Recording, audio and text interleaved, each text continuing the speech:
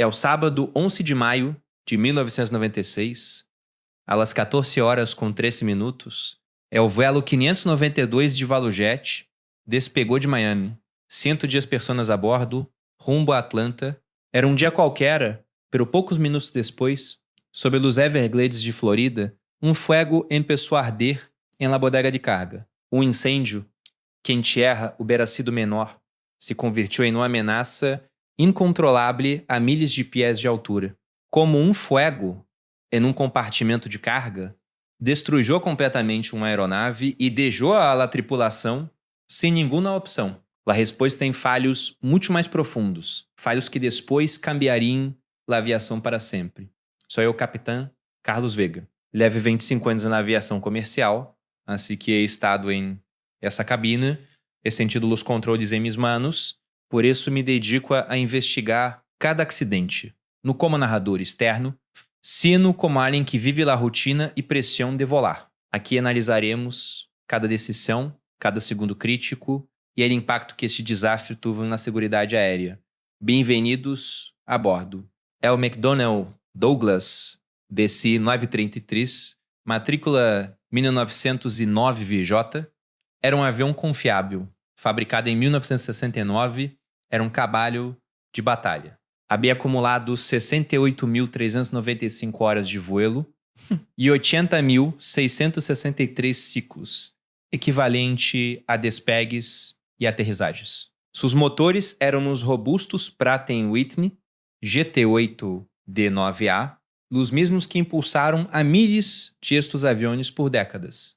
Para um piloto, o DC-9 era familiar, predecível. ValuJet Airlines era uma companhia de baixo custo que crescia muito rápido em 1996. Conhecida por tarifas econômicas, tinha também certas alertas sobre seu mantenimento. La ruta entre Miami e Atlanta era muito popular. Um vuelo curto, de rotina, a bordo iban 110 pessoas, esse sábado. 110 pessoas com suas histórias, seus planos. La capitana Candy Quebec, com 35 anos, era uma piloto metódica, tranquila, baixo pressão, respeitada por seu profissionalismo. A seu lado é o primeiro oficial, Richard Hazen, 52 anos, um homem com mais horas de vuelo, um apoio fundamental. Assim, um equipo experimentado. Entre os passageiros estava Carlos, um executivo que revisava documentos pensando em uma partida de beisebol de seu filho em Atlanta. Também Sofia Flores, uma jovem de 21 anos que se dirigia a começar seu primeiro trabalho, com toda uma vida por delante. Pessoas como tu e como Jo, com rotinas, esperanças, pequenos planos para o fim de semana. Havia um detalhe que põe a pele de galina, um técnico de tierra, Jorge, que viajava nestes vuelos, não abordou esse dia por um câmbio de último minuto em seu turno. Se salvou, sem saberlo, por umas horas de diferença. A hora vem lo importante. É o coração do problema. Em la bodega de carga delanteira e bancajas com generadores de oxígeno químico caducados. São pequenos cilindros que, quando se ativam, produzem oxígeno para as mascarilhas de emergência. Pero são também pequenos hornos químicos, ao ativar-se generam temperaturas superiores a 260 graus Celsius e liberam oxígeno puro. É o combustível perfeito para qualquer fogo. Devem levar tapas protetoras e contenedores especiais. Quando não estão devidamente assegurados, se convertem em um inferno. Imagina um incendedor em um quarto cerrado. É pequeno.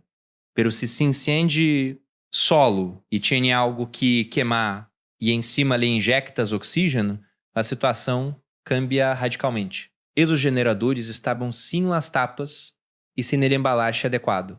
Haviam sido carregados de forma incorreta. Isto era uma bomba de tempo. Um golpe, uma fricção, uma chispa e podiam ativar-se. Em um espaço cerrado como a bodega, onde não há personal para apagar um fogo e o sistema de detecção tinha limitações, as consequências eram catastróficas. Não era um simples falo mecânico, era uma cadena de erros que começava muito antes do despegue. Um falo em la cultura de seguridade, em la supervisão de que e como se carga um avião. Não era a primeira vez que ValuJet tinha problemas com o manejo de carga peligrosa. Este cenário em la bodega, com exogeneradores mal protegidos, foi gestando-se baixo os pies desde os 100 dias passageiros e tripulantes. Uma tragédia esperando o momento exato para desatar-se sobre os Everglades. El avião havia despegue. Tudo parecia normal. E o cielo era claro. As condições ideais. Em la bodega delantera, um inimigo silencioso estava em marcha. Os generadores mal embalados. Sim, as tapas se ativaram. Um cilindro que se convertiu em um mini-horno, liberando temperaturas que superavam 260 graus Celsius e oxígeno puro. Não foi uma explosão imediata, sino o início insidioso de um inferno químico. Poucos minutos depois, chegaram os primeiros indícios. Um olor. Esse olor peculiar a queimado que, para qualquer piloto, ativa uma alarma interna. Os passageiros de la parte traseira de la cabina começaram a notar-lo também. Um tênue humo começou a filtrar-se. El humo é o inimigo número 1 em la aviação. Pode volar sem um motor, pode volar com falas hidráulicas, pero el humo em la cabina é uma sentença de morte se não se controla de imediato. Cerca de las 14 horas com 5 minutos, as alarmas foram constantes. El olor era insuportável.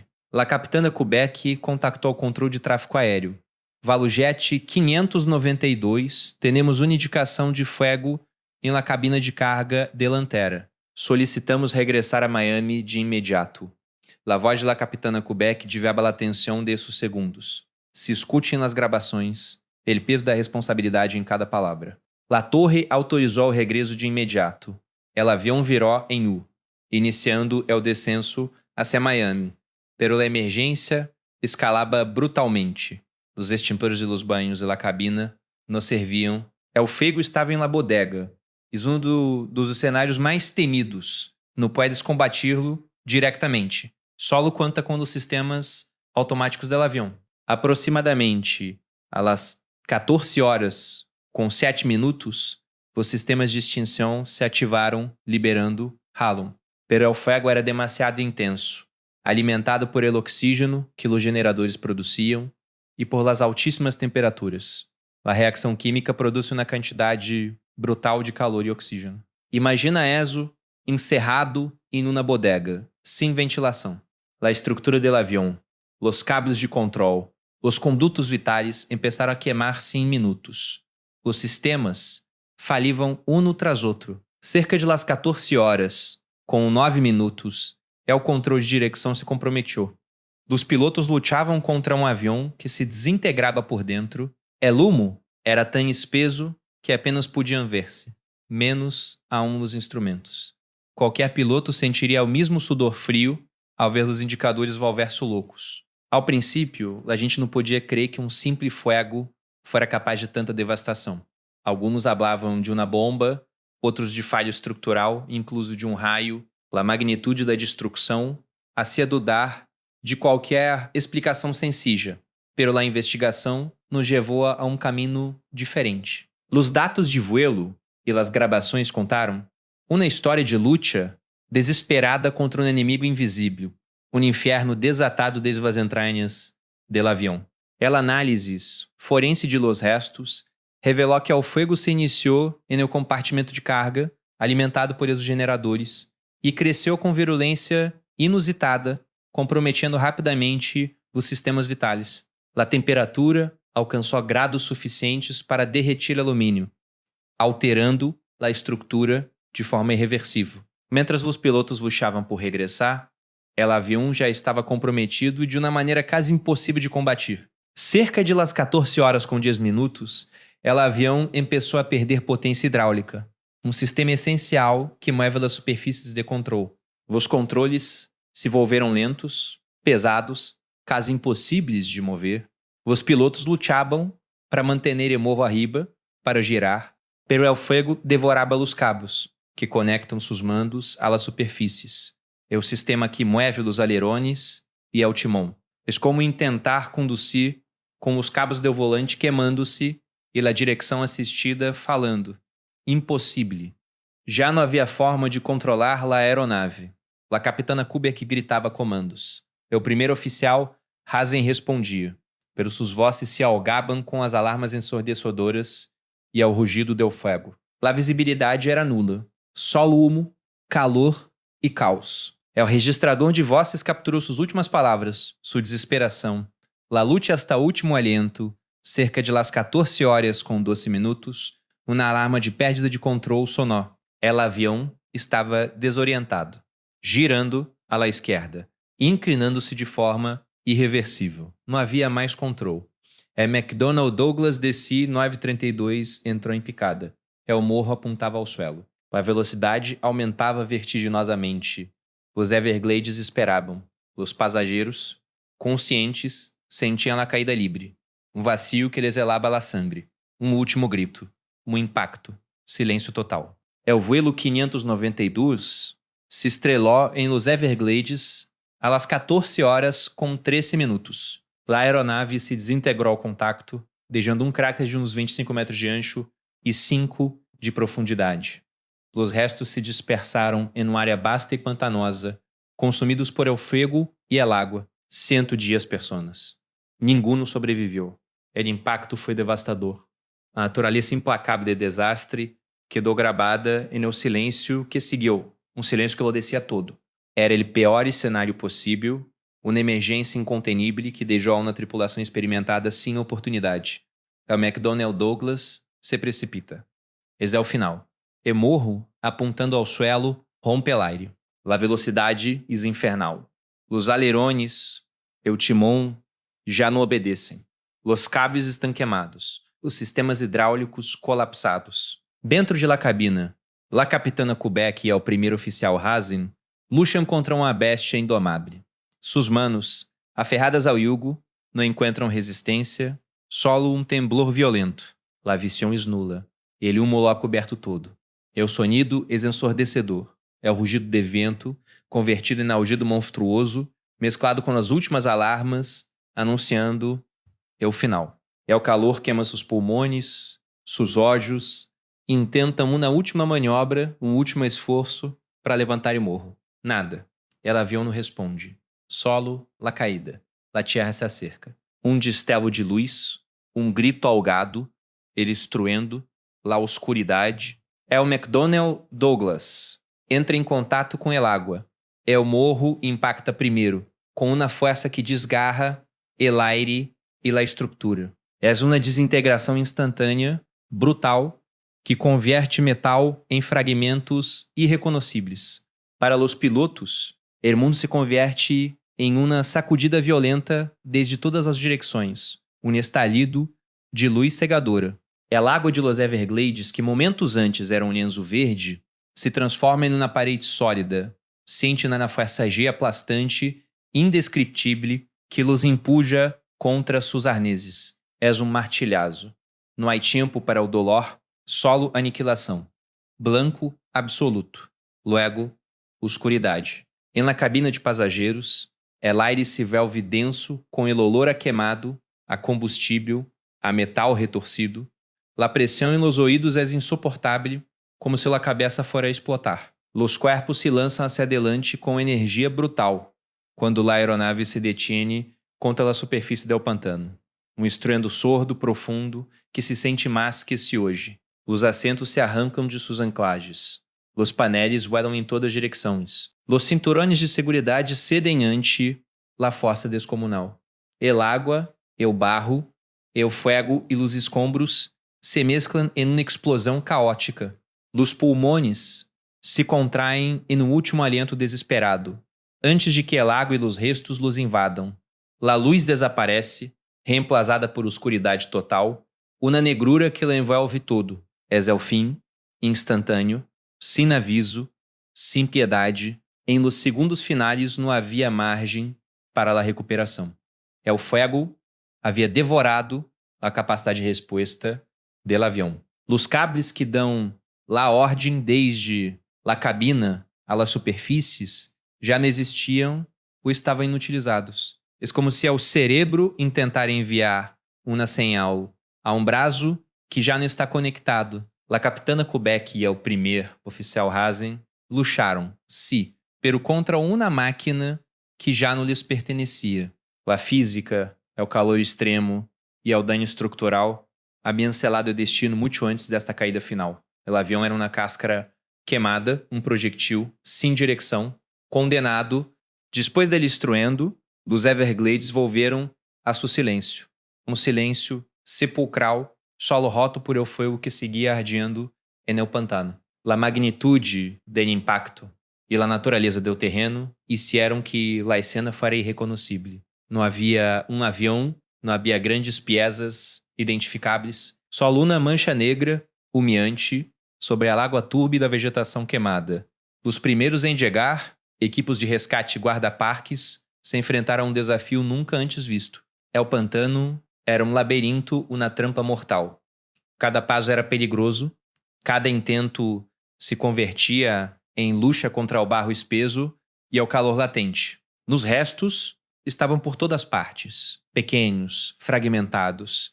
Era uma búsqueda impossível encontrar algo completo. Os equipos compreenderam rapidamente que não havia sobreviventes. Não podia havê-los. Era uma cena de devastação absoluta, um rompecabezas de metal, plástico e o que quedava de la vida de 110 pessoas. La NTSB supo, desde o primeiro momento, que a recuperação de evidências seria uma de suas tarefas mais complexas, não só por ele estado dos restos, sino por la hostilidade del entorno. Os investigadores sabiam que cada pisa, por pequena que fora, era parte de la história, uma clave para entender por que o voo 592 nunca chegou a seu destino. Para entender realmente o porquê, não podemos quedar-nos solo em lo que sucedeu nesse voo.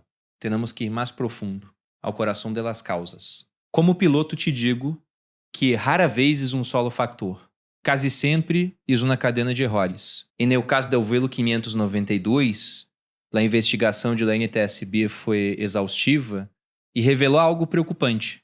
3 fatores principais se combinaram para sellar o destino. Primeiro, a causa raiz, a chispa que incendiou todo, o transporte inadequado de materiais perigosos, os 144 generadores químicos de oxígeno que iam em la bodega delantera não deveram estar aí nessas condições. Eram unidades caducadas que se enviavam à reparação, pero não estavam vazias.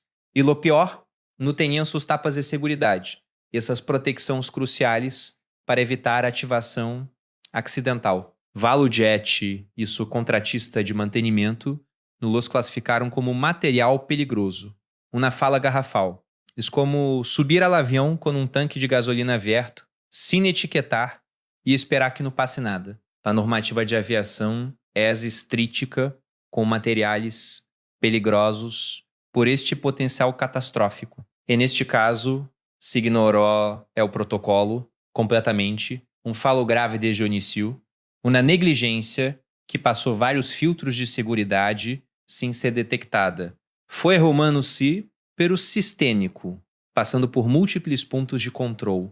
E isso é o que mais nos preocupa. Segundo, a falta de supervisão e uma cultura organizacional deficiente dentro de ValuJet. Em sua afã por crescer rapidamente e oferecer tarifas baixas, tinham uma política muito agressiva de subcontratação de mantenimento.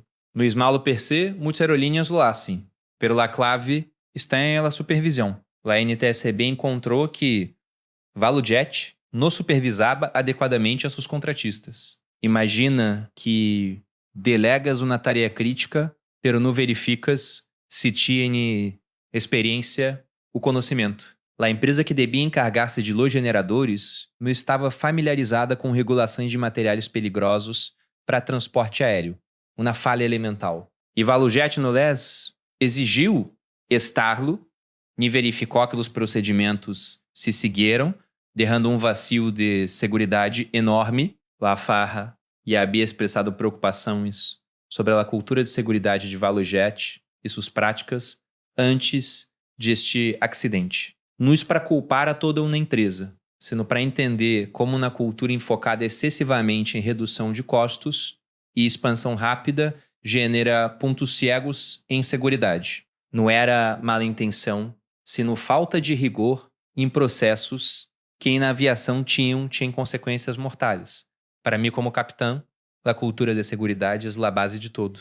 Terceiro, as limitações do desenho do compartimento de carga do McDonnell Douglas DC-9 32 e seus sistemas de extinção de incêndios. Os aviões, como LN 990C Vegeta, fabricado em 1969, foram desenhados bajo normativas de essa época.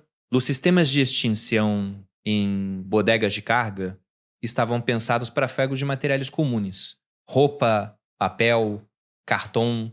Pero o fego dos cilindros de oxígeno era completamente distinto. Estes generadores, uma vez ativados,